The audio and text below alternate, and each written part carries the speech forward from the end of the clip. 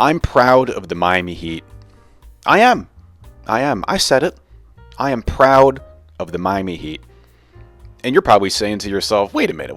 Last video, you're all Mr. Miserable and cynical and down in the dumps. And what do you want from me? I was sick and we lost a whole bunch of games and I was sick on Valentine's Day and I ran into my ex on my birthday and I was miserable. So I had to make one of my stupid, long-winded, dumb therapy videos that thank God no one watched that. God, I'm sorry I tortured you guys with that. I'll just do one of those like once in a blue moon. But anyway, I'm proud of the Miami Heat because they had that rough stretch, horrible game against the Hawks, and you came back and you bounced back and you beat the Hawks. Pacers, very solid team. 4th place, great win, fun game. The whole game was exciting. And then going into that Knicks game, you got to be realistic here. And I went into that Knicks game, I said, I am not going to have any expectations for this game. Like the Rolling Stones song. Great song. Go check it out. No expectations. I had a great time watching that game. Yeah, we blew another, 18-point lead. Yeah, that's what we do. We blow leads. Look, the Knicks are a good team. They're in 3rd place. And there's levels to this stuff. Even the Knicks, I think I saw, are like 0-6 or 0-8 against elite teams, like against the really good teams in the NBA. The Knicks haven't beaten a good team. But they're still a very good basketball team. And we hung with them as much as we could, and it was awesome. And it's really too bad that tree trunk of a person, Mitchell Robinson, had to go and fall on poor Khalil Ware, and we're missing Andrew Wiggins. But at the end of the day, we run out of firepower or horsepower or lack of talent or not having a closer. Jalen Brunson, the guy knows how to close a basketball game. Tibbs, he made some great adjustments. He put OG Anunoby on Tyler. You cut off Tyler and Duncan, and boom, there you go. But you saw some great stuff. Davion Mitchell and Haywood Highsmith, straight dogs. You saw how good Khalil Ware could be. Bam has been playing great. There's a lot of positive stuff I took away from that Knicks game. And yeah, look, we lose 4th quarters. Look here, I have a stat here. Are you ready? The Miami Heat have 5 losses with a double-digit 4th quarter lead. No other team in the NBA has more than 3. And I'm just enjoying the fact that we're somehow in 7th place, despite the chaos of this season and the misery, and things feel awful. Can you get your joy back here on the court? Probably not. And then you look at the standings and it's like, oh, we're somehow in 7th place. Crazy. Because things could be so much worse. I mean, you could be a Sixers fan. You could be a Wizards fan. You could be a Mavericks fan. I mean, the poor Mavericks. You talk about a team that's in basketball hell. They do the whole crazy trade with Luka and AD. Now AD's hurt. Gafford's hurt. Jaden Hardy's hurt. Derek Lively's hurt. PJ Washington's hurt. Poor Kyrie tore his ACL last night. He's done. Tears his ACL. Steps up to the foul line. Tears coming down his eyes. The guy hits both free throws. God, I love Kyrie. My fellow New Jerseyan. Love that guy.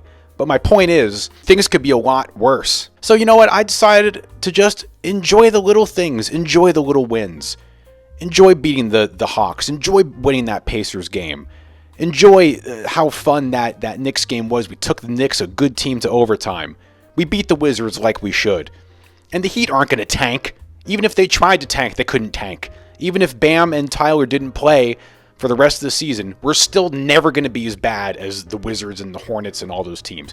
We're destined for the play-in for the 3rd year in a row, and that's just that. The Heat, the organization, these geniuses that run that team, they have to make a decision as to whether they're going to just stay with the guys that we have or invest in the younger guys, try to develop them and do some kind of soft rebuild situation, or you're going to have to make some splash in the offseason, and that's going to take having a very difficult conversation, probably involving Tyler and who knows who else. The only person that is probably never going to go anywhere is Bam. I think Bam is there for life. But other than that, if Giannis becomes available, if Anthony Edwards comes available, are the Heat willing to make those moves to try to get those guys? I don't know. We'll see. I don't know what direction this organization is going to try to go in this post-Jimmy Butler era, but they should try to have some sort of plan. And I listen to some of these Heat podcasts, and it's like, man, I think I'm cynical. Oh my God. After this Knicks game, it's like the end of the world. And I'm just like, what did you guys think? We know we stink in the fourth quarter. We've blown leads all season long. Even with Jimmy, we stunk in the second half. The whole third quarter thing in the beginning of the season, horrible fourth quarters. That's just kind of what we are, and we can't fix it because we just don't have the firepower or manpower to fix it, and we just run out of gas. And that's that. And hopefully they can figure that out. But against good teams, it's going to be hard to win games like that. So that's why I went into that Knicks game without having any expectations. And then even after this Wizards game, they're all like, oh, who cares? It's the Wizards, big deal. And I saw so many great things that game. Like watching Pelle Larsson talk about like a promising young player. Yeah, the Wizards are god awful. I mean, they're basically a G League team. But you know what? Had a wire-to-wire win, double-digit lead the whole time, and you saw some guys really shine, like Pelle Larsson. That was really fun to watch. So I'm just enjoying these wins, and I can't wait for this Cavs game. I'm excited for it. I'm excited to see what the Heat bring. But let me just go back to focus on the micro here and focus on these last few games and the fact that we've seen some really nice stuff. Like Bam. Oh, congratulations to Bam, by the way, for breaking the Miami Heat double-double record, breaking Ronnie Cycli's record. Awesome. Bam has been very good since All-Star break. His shot's been great. He's been decisive and aggressive. Bam's been awesome. Where, once again, we saw the potential in that Knick game. What do you have, like 6 dunks and 5-6 blocks or whatever, like in the first half, just crazy. I was watching the Knicks broadcast, the MSG broadcast, and they were just showering him with praise. Tyler is in a very rough position, and yeah, it's awesome. He's an all-star this year. He's improved in every category, developed his game, definitely in the conversation for most improved player, although Cade Cunningham's probably going to win it. But Tyler is having all kinds of crazy defenses thrown at him now and blitzes, and everybody's coming at him. He's played more basketball than he ever has. Luckily, he's been healthy. Previous seasons, he's always dealt with injuries. I know people are a little bit down on Tyler right now for the decision making and the bad shot selection and all that stuff, but overall, Tyler has had a phenomenal season. Davion Mitchell, I love watching him play. Energy guy, great trade. He's probably going to be on the Heat for a while. I love watching him and Haywood play defense together. It's so awesome, especially when they're on the top of the zone. Wiggins, I want to see him just be more aggressive, especially on offense. Just be more aggressive. We need him, man.